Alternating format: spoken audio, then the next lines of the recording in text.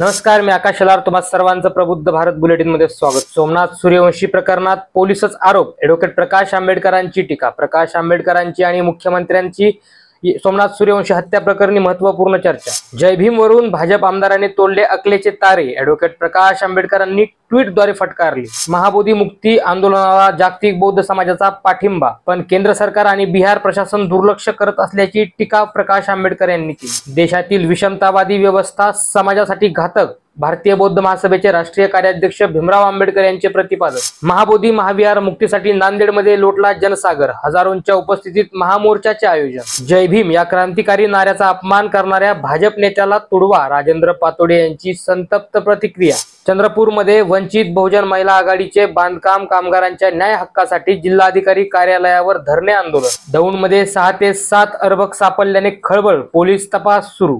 छत्रपती शिवाजी महाराज आणि छत्रपती संभाजी महाराज यांच्याबद्दल वादग्रस्त विधान करणाऱ्या प्रशांत कोरटकरला 28 मार्च पर्यंत पोलीस कोठडी. खोक्याला व्हीआयपी ट्रीटमेंट दिल्याबद्दल 2 पोलीस निलंबित. पोलीस अधीक्षक कावत यांचा मोठा निर्णय. कोल्हापूर, सांगली, सिंधुदुर्गात अवकाळीचा अलर्ट. महत्त्वाच्या घडामोडींसाठी पाहत राहा प्रबुद्ध भारत.